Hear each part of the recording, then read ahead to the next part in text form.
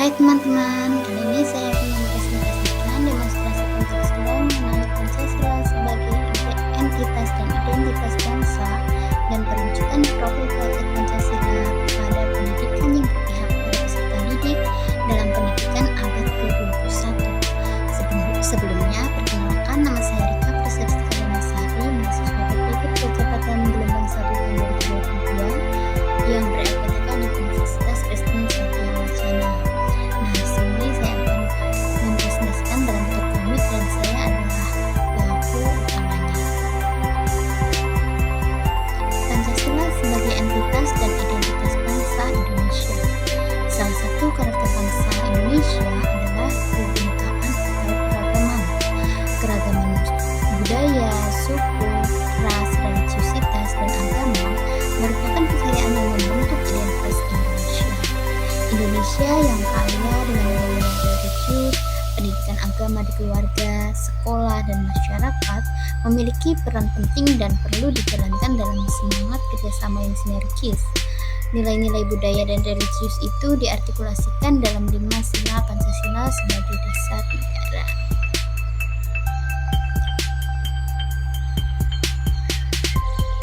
Pancasila menjadi entitas dan identitas bangsa Indonesia dalam kebinekaan dari setiap latar belakang kehidupan agama, sosial budaya, dan ekonomi.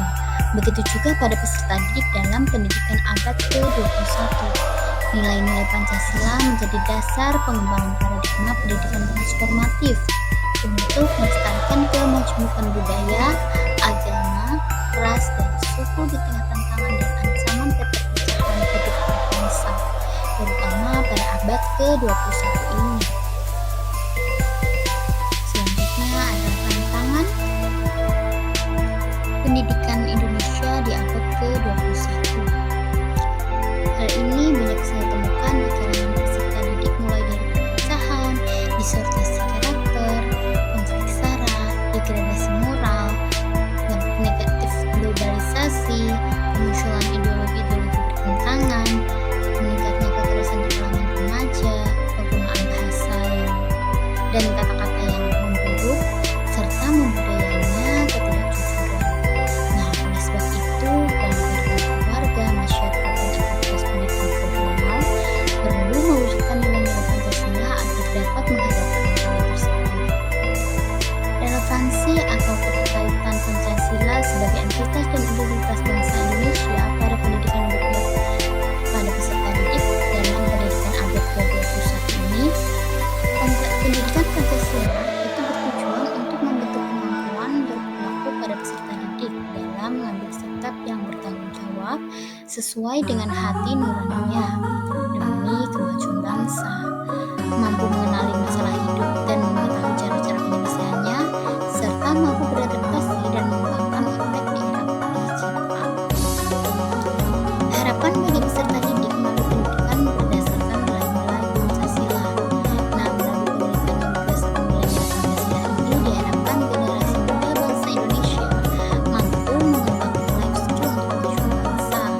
Pendidikan dalam nilai-nilai Pancasila akan membentuk karakter keterampilan perilaku yang unggul, karakter akademis yang kolaboratif, karakter religius yang menyatukan keberagaman, serta karakter sosial yang empatik dan bersaudara.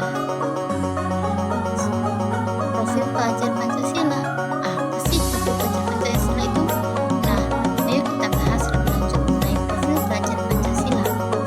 Dikarenakan kemajuan iptek dan hadirnya era revolusi industri 4.0 membuat arus informasi dan globalisasi tidak terkontrol. Penguatan karakter agar tak terbawa arus negatif ketika generasi muda tidak cukup mampu beradaptasi dan memiliki karakter yang kuat, tentu akan mudah terbawa oleh arus negatif dari hadirnya era revolusi ini. Maka peserta didik di abad ke-21 ini diharapkan menyesuaikan dengan arus perubahan yang telah terjadi di dunia. Peserta didik sebagai pelaku utama pembelajaran dituntut dapat menguasai kecakapan hidup, seperti kecakapan belajar dan berinovasi, kecakapan menggunakan teknologi informasi, kecakapan untuk bekerja dan berkontribusi di masyarakat. Nah, oleh sebab itu diperlukan penguatan karakter melalui pendidikan karakter profil pelajar Pancasila.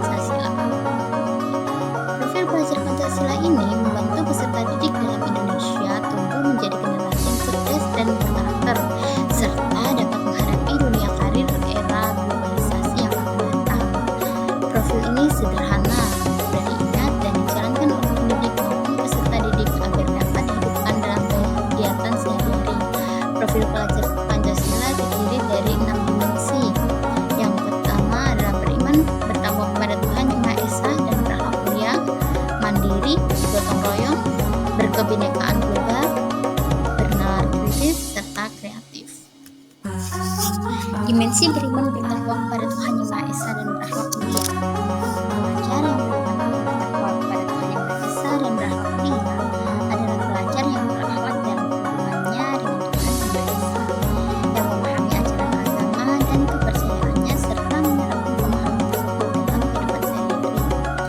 Ada 5 elemen kunci dalam beriman bertakwa kepada Tuhan Yang Maha Esa dan berakhlak mulia, yaitu akhlak beragama, akhlak pribadi, akhlak kepada manusia, akhlak kepada alam, serta akhlak negara. Yang kedua adalah dimensi bergotong royong.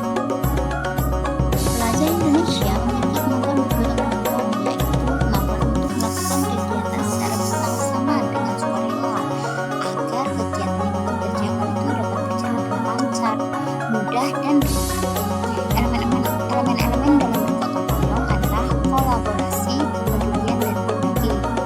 Yang ketiga, dimensi kebinekaan global. Pelajar Indonesia memperhatikan budaya luhur, lokalitas dan identitasnya, dan tetap berpikiran terbuka dalam berinteraksi dengan budaya lain, sehingga menumbuhkan rasa saling menghargai serta kemungkinan terbentuknya budaya baru yang positif dan tidak bertentangan dengan budaya suku bangsa. Elemen-elemen kunci dari kebinekaan global itu ada 3. Pertama, mengenal dan menghargai budaya, komunikasi dan interaksi antar budaya, serta refleksi dan tanggung jawab terhadap pengalaman kebinekaan. Dimensi yang keempat yaitu bernalar kritis. Pelajar yang bernalar kritis mampu memproses secara objektif suatu informasi, baik secara kualitatif maupun kuantitatif, membangun keterkaitan antara berbagai informasi, menganalisis informasi, mengevaluasi, dan menyimpulkan. Elemen-elemen dalam bernalar kritis yaitu memperoleh dan memproses informasi dan gagasan, menganalisis dan mengevaluasi penalaran, mengambil keputusan, merefleksi pemikiran, dan proses berpikir. Untuk dimensi yang selanjutnya yaitu dimensi mandiri. Pelajar Indonesia adalah pelajar yang mandiri, yaitu pelajar yang bertanggung jawab dan atas proses dan hasil belajarnya. Elemen kunci dari mandiri yaitu kesadaran diri dan situasi yang dihadapi serta regulasi diri. Dimensi yang terakhir yaitu dimensi kreatif. Pelajar yang kreatif mampu memodifikasi dan menghasilkan sesuatu yang orisinil, yang mana bermanfaat dan berdampak. Elemen kunci dari kreatif yaitu menghasilkan karya dan tindakan yang orisinil serta menghasilkan gagasan orisinil. Cukup sekian penjelasan dari saya, semoga bermanfaat untuk kalian semua. Sekian, terima kasih.